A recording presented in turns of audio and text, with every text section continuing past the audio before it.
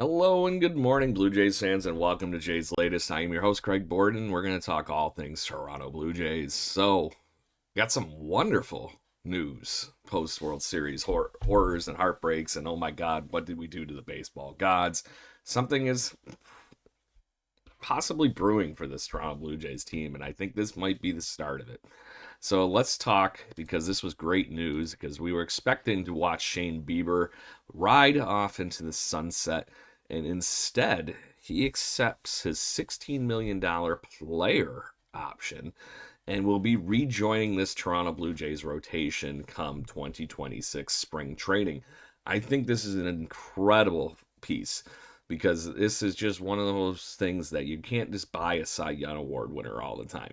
This makes us the clear victors of this trade with the Cleveland Guardians, in which we turn around and grab Shane Bieber at the trade deadline and completely reshape our rotation for what became the 2025 playoffs. And Shane Bieber was right at the center of it. This was a team that was struggling at the time. We couldn't get anybody in that last spot in the rotation. Mad Max was hurt. You didn't have the same returning crazy that was Bowden Francis, who still is going to be healthy and competing to be in this rotation come spring training. So there is a lot of nice little breaks that this ends up doing for the Blue Jays because this gives us right now, on paper, a very acceptable Toronto Blue Jays starting rotation. Outside of Bieber, you still have the ace that is Kevin Gossman. You have Jose Barrios, who will be healthy again. You have Eric Lauer, who has been kind of shoved out of this rotation. Hopefully, he has what he had in him and repeats that whole thing all over again and is the lefty from Korea at that point. Eric Lauer was a revelation for this team and needs all the credit in the world. And then, of course, yeah, he's still rookie eligible, I believe, because he's only pitched 3 games in the regular season and 5 playoff appearances, which, by the way, included a 12 strikeout record for a rookie in a World Series. Trey Macho Man, you savage. So he is going to be in that rotation one way or the other.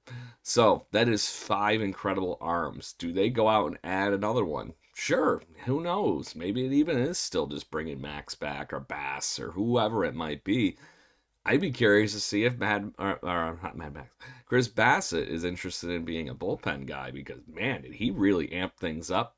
It was very cool to see him kind of almost in a quasi closer role, high leverage arm in the bullpen.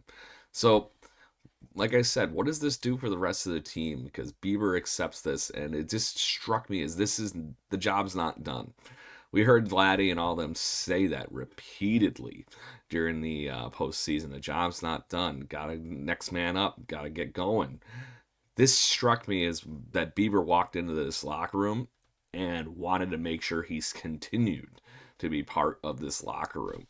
I think this is incredible that, and not just the things for Shane Bieber, but it was just to put on record, it was the fun that his wife and everybody in this ball club had.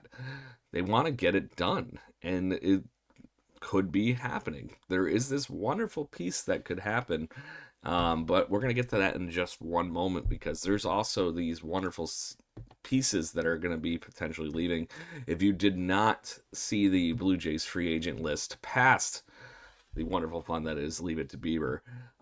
Chris Bassett, Max Scherzer. Obviously, we all know that Bo Bichette was going to potentially be a free agent. IKF, Seranthony Dominguez, and Ty France are the Blue Jays free agents. So you might be asking yourself, who is actually else on the free agent list? If this gives you the potential of what this year's free agent market could look like, we have 12 individuals before you hit Bo Bichette on the expected average value list for free agents. That list is anchored and started off with by Kyle Tucker. Kyle Tucker is easy the win of this offseason, but then you have Cody Bellinger, who opted out of his contract. The biggest surprise in the MLB contract list yesterday at all, Shodi Amanga of the Cubs is now a free agent. He's expected to get some crazy bank after only having a 13.2 career or ERA or not million deal, but he has been incredible for the Cubs. So that arm is on the market. You once again get Pete Alonso, because why wouldn't you get Pete Alonso on the market? Alex Bregman, Ranger Suarez, Dylan Cease, Kyle Schwarber. And then finally on this list, you get Bo Bichette.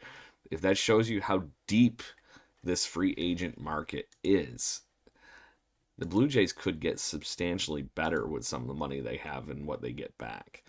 We are going to potentially see something very, very fun this offseason, because the Blue Jays Nation knows that if we spend the money now, we can win.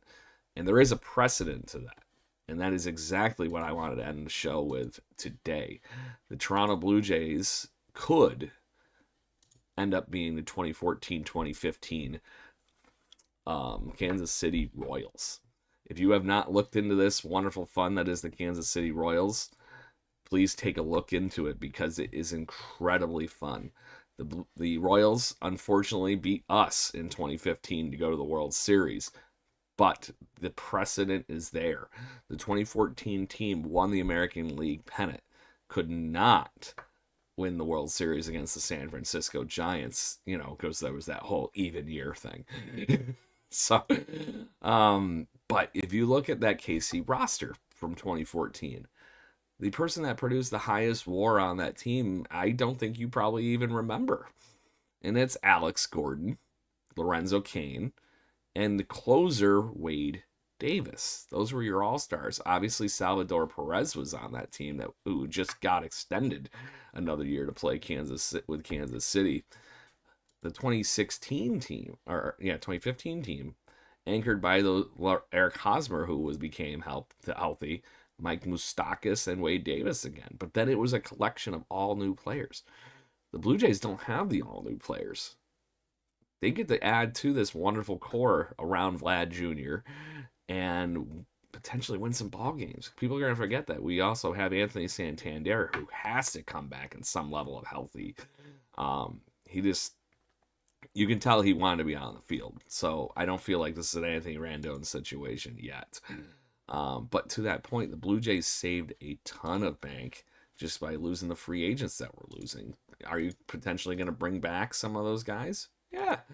I'll take Chris Bassett every day putting him on this lineup. But he was making $20 million last year, and he's probably not going to make that this year. Same thing with Max Scherzer. He made $15.5 million last year. Even if you bring him back, he's probably not going to make anywhere close to that. Bo Bichette being the one exception. He made 11.2 last year in his last year of his contract. He's going to probably make somewhere in the $20-25 million ballpark, but that's the exception, not the rule. So the Blue Jays have some money to play with. Sir Anthony Dominguez might be the other arm that goes the other direction too and become too expensive for the Blue Jays. But there is some great things going on here in Blue Jay fandom, and I think we need to pay very close attention, because this team could be a lights up, let's go, and just run into the 2026 playoffs and actually take it this time. This close, like literally this close many times. So on that note, make sure you tune in here every day. We're going to have as much Toronto Blue Jays content for you as humanly possible as we talk all things Jays here on Jays Latest. You have a great day, and as always, let's go Blue Jays.